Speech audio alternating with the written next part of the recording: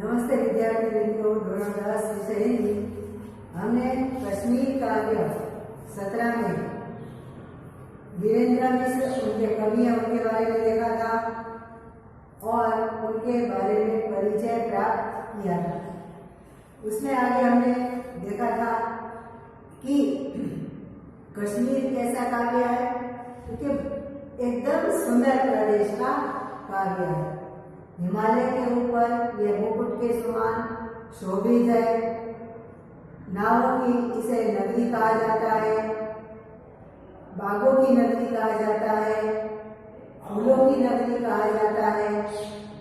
ऐसे कश्मीर काव्य में गीत किस प्रकार गाता जाता है, क्योंकि सन सन सन सन गाता फिरता गीत पवन, संसन करती हुई हवा बहती है। पक्षी हैं, उड़ते हैं, तितलियां दिखाई देती हैं। यात्री वहां पर पक्षी की तरह उड़ते हुए दिखाई देते हैं। शालीमार बाग, उसमें फूल खिलते हुए दिखाई दे रहे हैं। भ्रमर यानी बौने, वहां पर हमें शहनाई बजाते हुए दिखाई दे रहे हैं। वहां पर किरणों, जो धूप की किरणें जब बर्फ की ढकी हुई चोटियों के ऊपर पड़ती हैं, तो उन्हें अपने डलिया में संभालने के लिए मालिक, जो माली होता है, बाकी रखवाली करने वाला, उसकी पत्नी को मालिक कहा जाता है।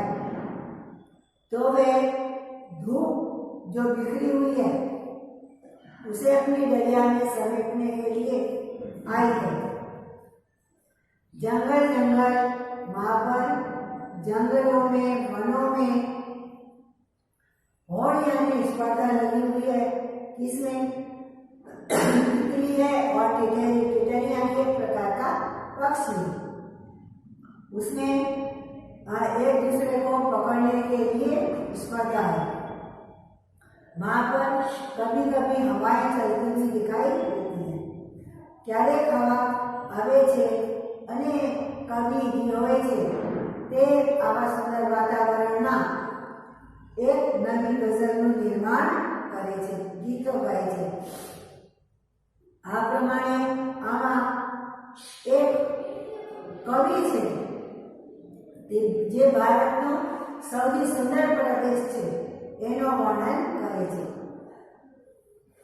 તમે જોયું હોય તો અત્યારે ટીવીમાં જ્યારે શરદીનો મોસમ આવી ગયો છે ત્યારે ટીવીમાં તમે જુઓ તો ત્યાં કશ્મીરનો પ્રદેશ, દેહરાદૂનનો પ્રદેશ, શિમલાનો પ્રદેશ બતાવવામાં આવે છે કે જ્યાં ખૂબ જ બરફ જોવા મળે છે અને ત્યાં ચારે બાજુ બરફ, પેડો ઉપર બરફ, સડકો ઉપર બરફ, ઘરો ઉપર બરફ જોવા મળે છે। છતાં પણ આ પ્રદેશમાં એવું છે કે બરફ પડતી હોય તો એને જોવા માટે લોકો જાય છે। ત્યારે શું થાય છે કે જ્યારે ફૂલ હોય છે ત્યારે કરમાઈને નીચે પડે છે જમીન ઉપર, અને આ અલગ અલગ રંગોના જ્યારે જમીન ઉપર, વૃક્ષો ઉપર ફૂલ પડતા જોવા મળે છે ત્યારે એક મખમલી ગાલીચાનું નિર્માણ થાય છે। લાગે છે એક સુંદર ગાલીચો પાછળ લીધો છે। ત્યાં દરેક વખતે મોસમ બદલતો જોવા મળે છે। ઘડીકમાં ધૂપ, ઘડીકમાં શરદી અને ઘડીકમાં વરસાદ પડે છે। ત્યારે લોકો પોતાનું સપનું જાણે કેમ સાકાર થતું હોય એવી અનુભૂતિ કરે છે।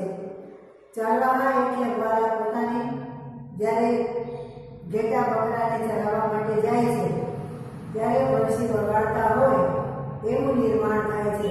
नील गगन की छतरी में, यानी कि सुंदर जो नीला रंग का आकाश है हल्के नीले रंग का, उसके नीचे खड़े होकर वे अपनी बंसी को बजाते हैं, ऐसा निर्माण होता है। किसी भी प्रकार के थोड़ी बार बहानों देकर भी जो अपनी बात है, भूतकाल की बात, गुजरा हुआ जमाना, उसकी बात कहता हुआ हमें ये सारे वातावरण दिखाई देता है। આવી રીતે પોતાની વાત લોકો કરે છે એવું જોવા મળે છે। બસ્તી કરતી વાત જहाँ है दूर करे बिना नहीं।